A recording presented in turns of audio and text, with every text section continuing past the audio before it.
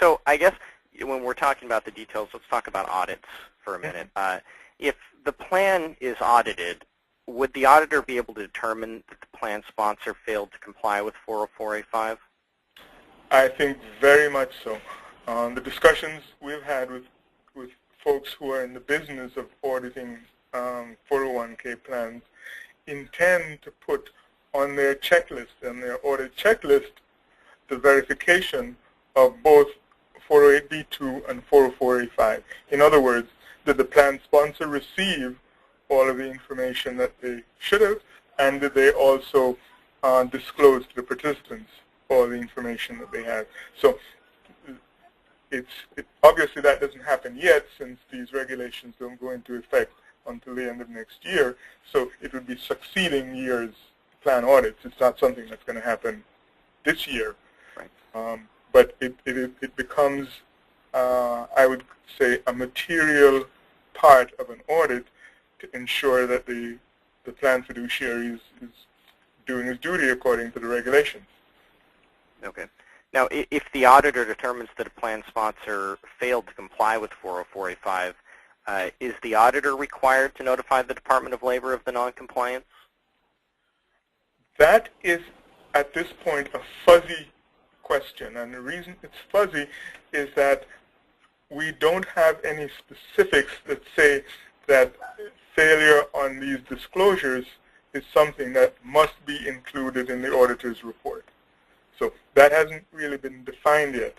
However, the fact that these disclosures are described as being material information would suggest that the auditors will end up reporting it. And if it's included in the audit report, as you know, that audit report goes to the Department of Labor, and nature, of course, will take its course. I would suggest that plan sponsors avoid that by at least making sure they're in compliance with these disclosures and not wait and test the audit system. Sure. Now, I suppose now we've established the process of looking at what information is supposed to be there and how to get it and who to get it from. But one of the main areas that I find a lot of confusion on is what exactly is it that has to be disclosed? And the next question I have is sort of a two-part question. And it's if annual operating expenses deducted from the investment options are used to pay for administrative services provided to the plan, such as record-keeping expenses or investment advisory services, does 404A5 require disclosure on the quarterly statement as a breakdown for each service provided to the plan and the amount paid for the operating fees deducted from the investment options, or is it allowable to just include a sort of blanket statement which states some of the plan's administrative expenses for the preceding quarter were paid from the annual operating expenses of one or more of the plan's designated investment options, for example, paid from revenue sharing fees, 12B1 fees, or sub-TA fees? I know that subject has been bantered about quite a bit. Mm-hmm. My view on that subject is that the regulation is very clear. The regulation requires a quarterly disclosure of A, dollars and cents costs to the participants. Part B, a description of the administrative costs. And the example they use are record keeping, and other related costs. The third section says, if applicable, you can enter the fact that these fees were paid out of plan assets. So the idea that you're going to take section C, the if applicable section, and replace A and B seems to try to take advantage of the regulations in a way they weren't intended. Mm-hmm. So a pure reading of the regulations suggests that you must report it, but you can also describe the fact that it's being paid by paid out of the investment rather than being paid directly by the participant. That's, So, however, oh, go ahead. Please I continue. was going to say, that's only half of the answer. Mm-hmm. The other half of the answer is, what's the obligation of the plan sponsor to report what those administrative costs really are? And if you go back to the disclosure that the plan sponsor receives, there it is explicit that one has to report to the plan sponsor what the record-keeping costs are. And the language they use is that the reason for that is that it's material. Mm-hmm. So the plan sponsor is receiving material information which, under a fiduciary standard, they would be required to disclose to participants, independent of what and how you interpret 404A5.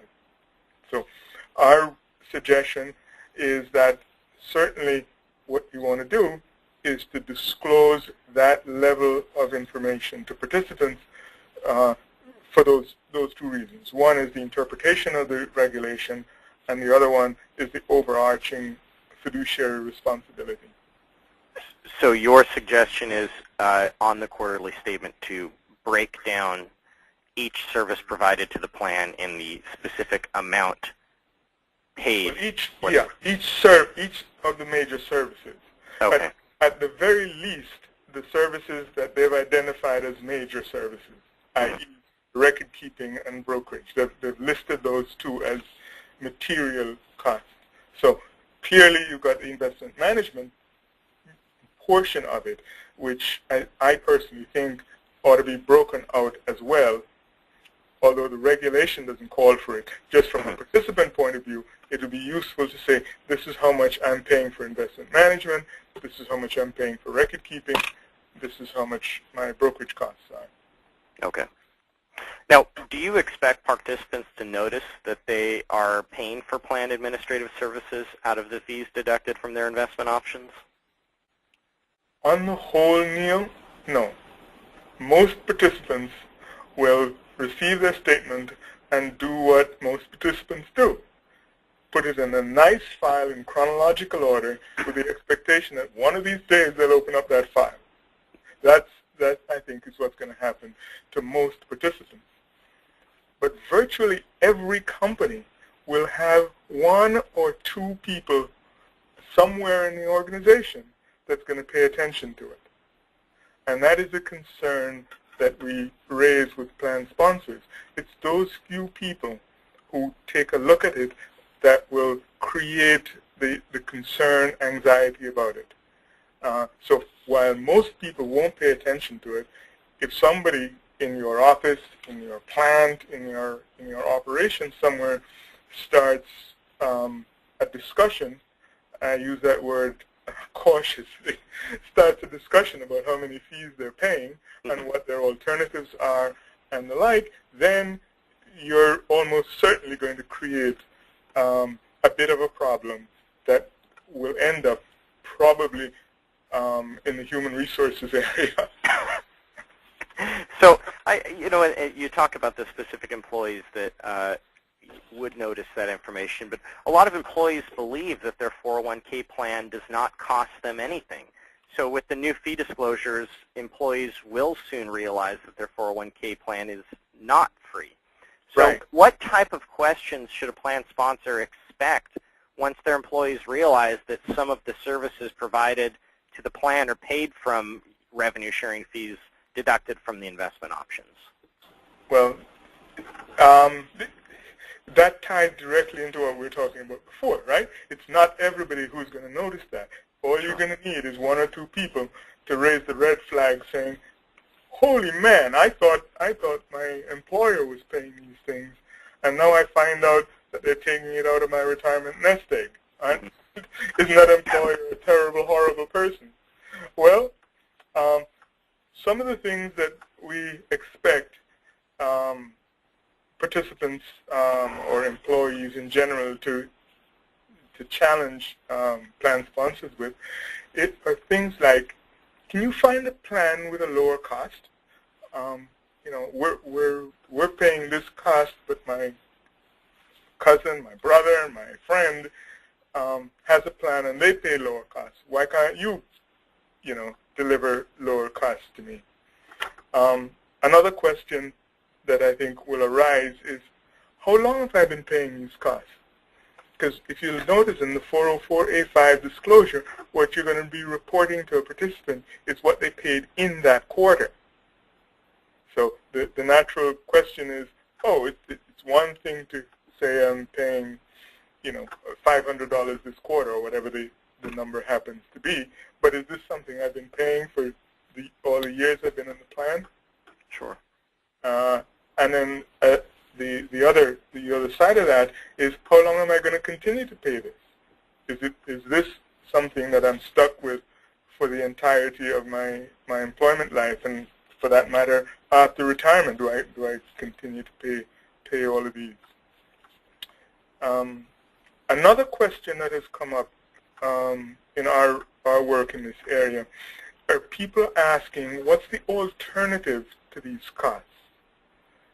This is not something that we saw initially, but was raised by participants that we were discussing this issue with.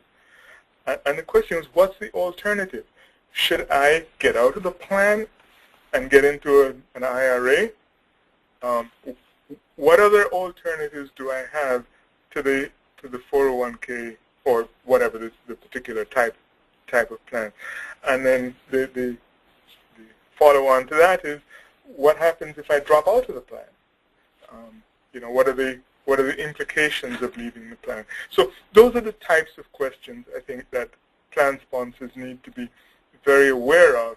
I should also point out that plan sponsors need to be attuned to what people actually ask and be prepared to answer new questions, not only the ones I've raised here, but other questions that certainly will come up.